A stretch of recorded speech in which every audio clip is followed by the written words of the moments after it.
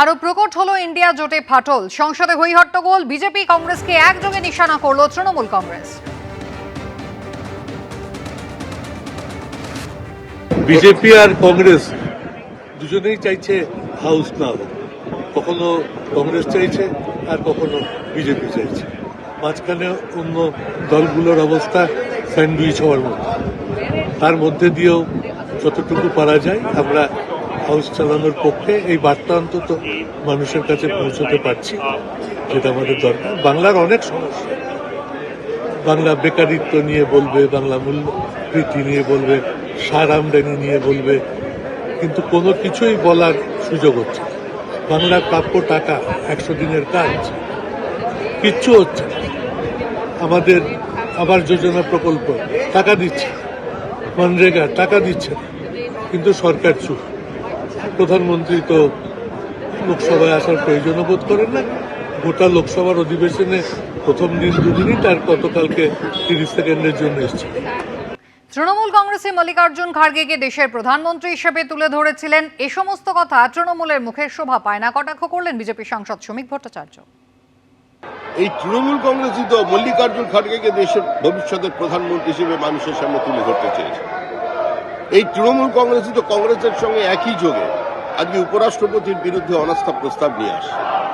চেয়ারম্যানের বিরুদ্ধে এই অনাস্থা প্রস্তাব শুধু সংসদের গরিমাকে, তার মর্যাদাকে এবং সর্বোপরি দেশের উপরাষ্ট্রপতির পদমর্যাদাকে একটা আহত করবার চেষ্টা করছে।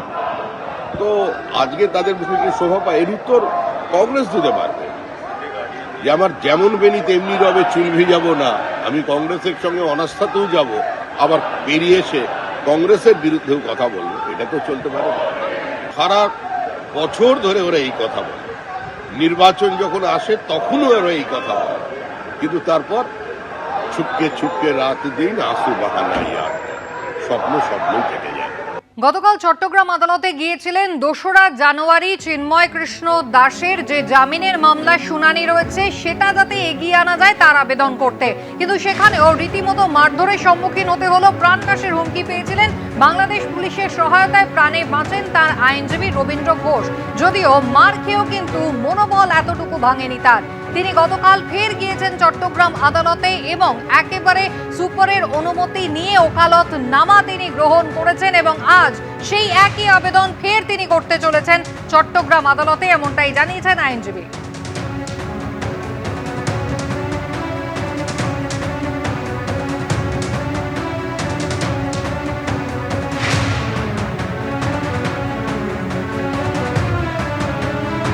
শুধুমাত্র সংখ্যালঘুরা আক্রান্ত হচ্ছেন সেই কারণে রবীন্দ্র ঘোষ এগিয়ে এসেছেন এমনটা নয়। তিনি বলছেন যেখানেই মানবাধিকার ক্ষুণ্ণ হতে দেখেছেন সেখানেই কিন্তু সরব হয়েছেন তিনি। মুসলমানদের সমস্যা হলেও ঠিক একইভাবে এগিয়ে আসতেন।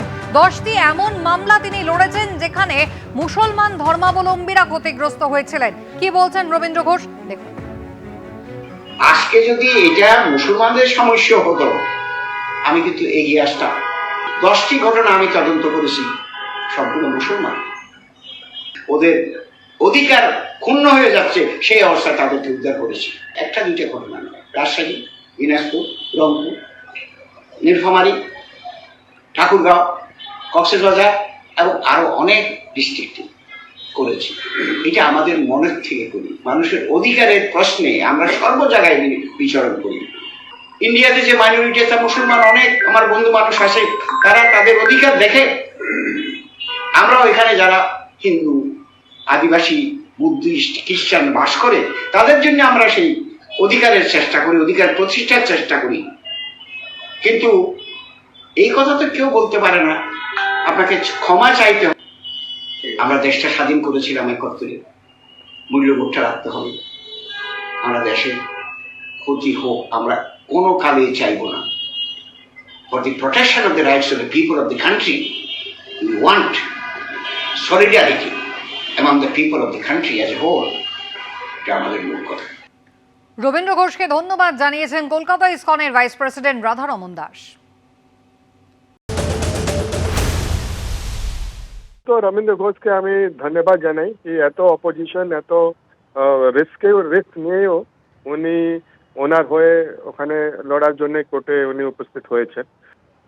আমরা এটাই আশা করব কি ওনাকে ওখানকার গভর্নমেন্ট সুরক্ষা প্রদান করবে। আমি আশা করি কি উনি চিন্ময় কৃষ্ণ প্রভুর পক্ষ কোর্টে রাখতে পারবেন, আর এটাই আশা আছে, আশাই জীবন আছে। আর আমরা এটা we hope that the government of Bangladesh ওরা ওনাকে সুরক্ষা প্রদান করবে, আর উনি নিজের কথা কোর্টে রাখতে পারেন, চিন্ময় কৃষ্ণ হয়ে দাঁড়াতে পারেন, এটা গভর্নমেন্ট ব্যবস্থা নেবে। সাহসিকতার পরিচয় দিয়েছেন আইনজীবী রবীন্দ্র ঘোষ, এমনটাই মন্তব্য করলেন আরেক আইনজীবী শীর্ষেন্দু সিনহা রায়। আইনজীবী রবীন্দ্রনাথ ঘোষ সাহসিকতার পরিচয় দিয়েছেন। গতকাল যে জন্যে শুনানিটা খারিজ হয়েছে সেটা হচ্ছে ওকালতনামা।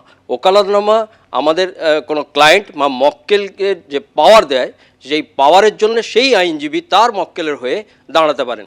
সেটা যেহেতু জেলে আছেন, সেই ওকালতনামায় চিন্ময় দাসের সই এবং জেল সুপারের স্ট্যাম্প দিয়ে সেই ওকালতনামা আজকে জমা দেবেন উনি, যে টেকনিক্যাল গ্রাউন্ডে কালকে খারিজ হয়েছিল।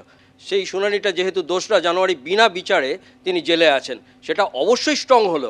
বড় গুরুত্বপূর্ণ বিষয় যে আজকে যে শুনানিটা এগিয়ে নিয়ে আসার জন্যে যে ওকালতনামার যে পাওয়ার, সেটা যেটা গতকাল খারিজ হয়েছে সেটা আজকে পাওয়া গেছে এবং আজকে পেশ করা হচ্ছে, এবং কোর্টের ভেতর পুলিশি নিরাপত্তা যে দেওয়া হচ্ছে সেটা সদর্থক দিক বাংলাদেশের দিক থেকে।